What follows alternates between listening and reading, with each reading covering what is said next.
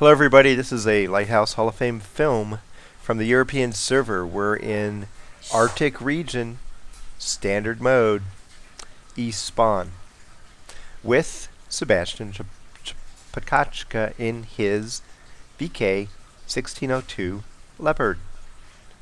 There are two artillery on the enemy team and one on theirs because they have a tier 7 artillery.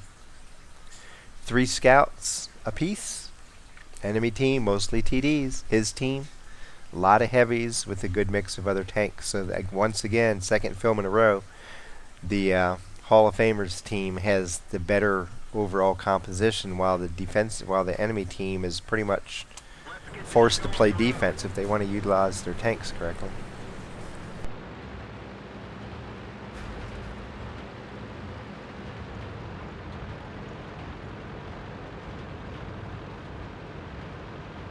So he starts off leading the advance across the northern flank.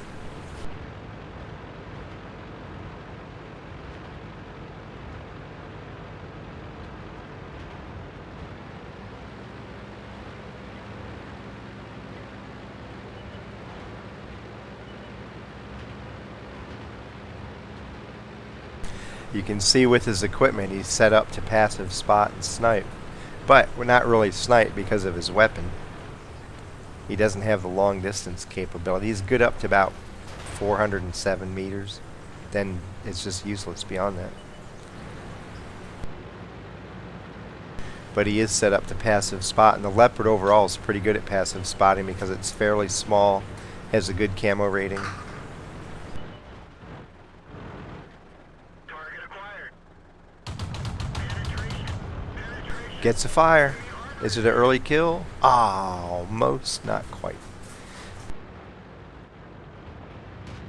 Where'd they go? His Hellcat finished off the enemy Hellcat. Now he gets to shoot at the Chiri. Penetration. You know he's hoping for a fire there, getting to aim in the back into that tank.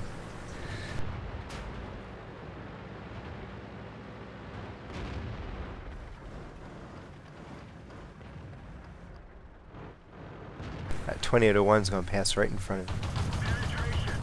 Penetration. Penetration.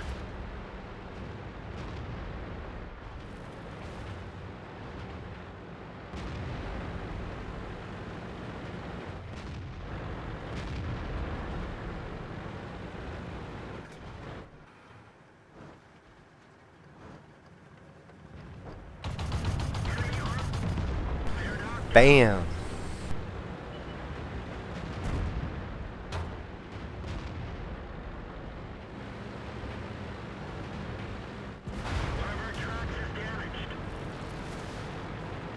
So he sees the Leopard cutting up across the middle here, and he starts dropping back. Then decides, nope, MT-25's back there to take care of it. I'll come in here on this Chaffee. Because the Chaffee's looking the other way. He's going to dump a clip into his turret. Penetration. Penetration. Enemy armor is damaged. Chaffee can't afford to turn around towards him, or else the guys in front of him will take him out. So he's just going to wait for a reload. If the guy's still alive, he'll pull back up and finish him off. Cromwell may get the kill. Nope. Kill number 2.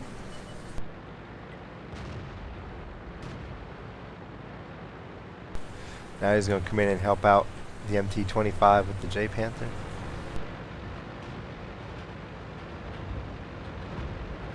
J Panther's starting to rotate. MT-25's just leaving him there. He's trying to get behind him. There he goes. Oh, he gets out from behind him. He's not going to make it back behind him. Now the guy's just going to use the terrain to oh, man. Who got him? Hellcat helped him out.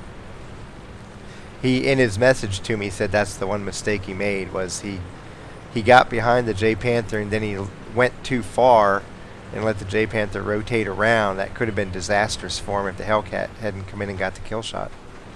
When you get behind the J Panther, you wanted to stay there because that way he couldn't use the terrain to get rid of you. But he knew he made that mistake. He pointed it out to me. Sometimes you make a mistake like that and you are lucky enough to have a teammate right there to bail you out, and you just press on. The important thing is he knew he made it, so watch out for it next time. The bad thing is if you make a mistake that's really big and you don't realize what you did, because then you're going to repeat it.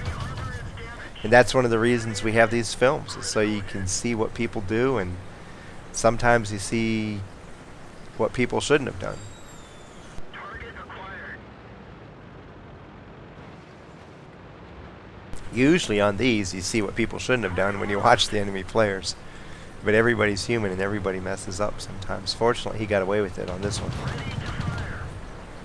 Leopard versus leopard. Dead leopard.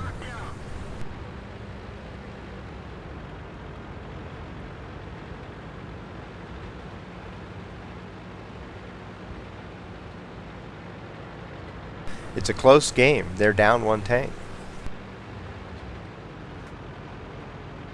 He has a ton of damage. Some people on the rest of his team have been slacking, though, because they should be way ahead with him having 2,000 points of damage.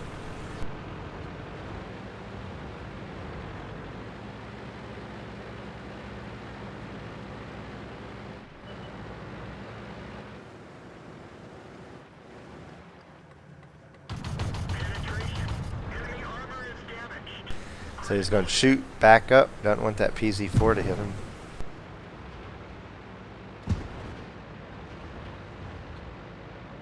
Or that was a J-Panzer IV, I'm sorry.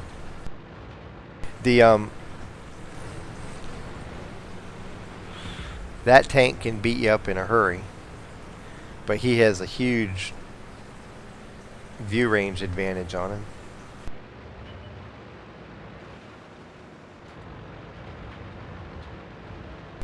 And he's kind of torn here. He wants to go back and help his teammate out, but he can't because they're capping it. Now there's a heavy in the way. Things are looking not too good.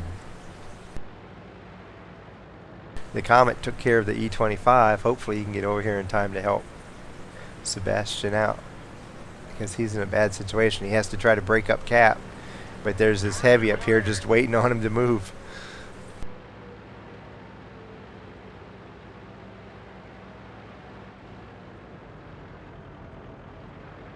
And the Comet's off looking for Artie. Looking for Artie that most likely is not back where he thinks it is, because it's a 304. It doesn't have the across the map range. So I doubt he's in the back corner. Sebastian says, well, I just have to give up a shot on myself to get away from this guy so I have a chance of resetting cap. And makes a break for it. He could have stayed there until this guy completed cap, and he never would have had a good time to go. So sometimes the best time is just suck it up and go for it now.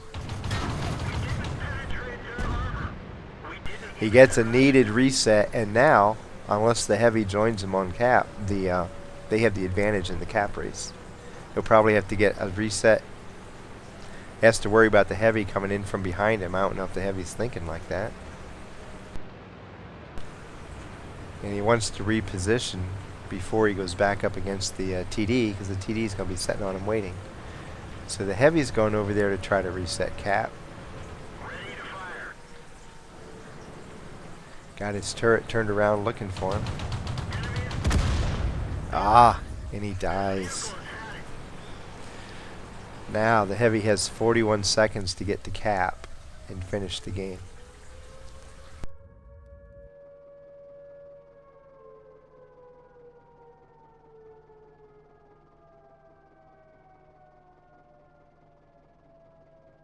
Seriously, Comet, don't move.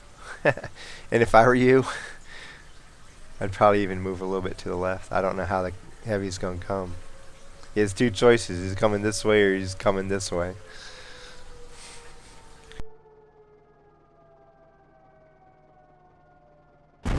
Here we go. He got it. There's no way the heavy's getting here in time. Cap win. Comet didn't really play that great, but he managed to pull out a cap win against the odds there. It was kind of shaky play, but it worked out. It really put Sebastian Potachka in a hard place, because he had to take a shot from a heavy, which potentially could kill him, in order to go get the reset. And he realized that, and he made his break for it, because he was never going to get a chance to break cleanly. So he just had to suck it up and go for it and hope he didn't die in the process. Got the reset, realized he was ahead in the cap race, had no clue where the 304 was. 304 didn't really help his team at the end. And he saw the heavy trying to go reset cap, so he tried to slow him down. The heavy took him out, but he did what he could do. It wasn't bad play on Sebastian's part. It's just the enemy heavy tried to play the correct way at the end, and he got the kill, but he just couldn't get to cap in time. So this was kind of a strange way to go into the Hall of Fame. I'm sure Sebastian's disappointed he died and probably somewhat miffed at the Comet, but because the Comet forced Sebastian to try to play the hero from a spot where he couldn't do it. But he ends up being kind of the hero, because he got the reset on the JP4, the J-Panzer 4, that actually let the Comet win the game. Without his reset, they would have lost. So even though he died, he ended up being responsible for the win. He ends up with 2,323 damage, 3 kills, 96 of 141 shooting, 68% accuracy, 657 spot damage with 2 spots, 43,207 credits, 75 defense points, got 2,075 XP, did not survive the fight. He got a defender medal, and probably some of you are going, yep, he was smart enough to wait until the right amount of defense points to get the medal. But you know what? I don't really think he was thinking like that and tried to time it that closely. It just happened to come with the shot that reset it. Got a high caliber and a Naydin's for killing all the enemy scouts. Then got fire for effect and bruiser mini medals that gives him 2,145 battle score, which puts this battle into 5th place on the VK 1602 list. You saw in the beginning he moved up here, got some good spots off this balcony up here, got a kill on the 2801, and then I think he saw the enemy Leopard moving up here, and he started to drop back until he realized that MT-25 was already over there, and so he changed his mind onto other targets. And then at the end kind of got trapped in a difficult space, because when the Comet killed off the E-25, he started capping instead of coming back to help. But he realized he had to go for it, and if he died, he died, but he had to try, and he got away with it, got the reset, got lucky because the TD bounced off of him, and then he came back and tried to slow down the heavy, died in the process, but it turns out the Jap heavy couldn't get back in time, and they win the fight. So he leaves this fight really disappointed that he died, but then happy with the result at the same time. That's the way it goes in World of Tanks sometimes. You get to be happy and sad all at once. From Arctic region, getting the shot that wins the fight. Happy hunting.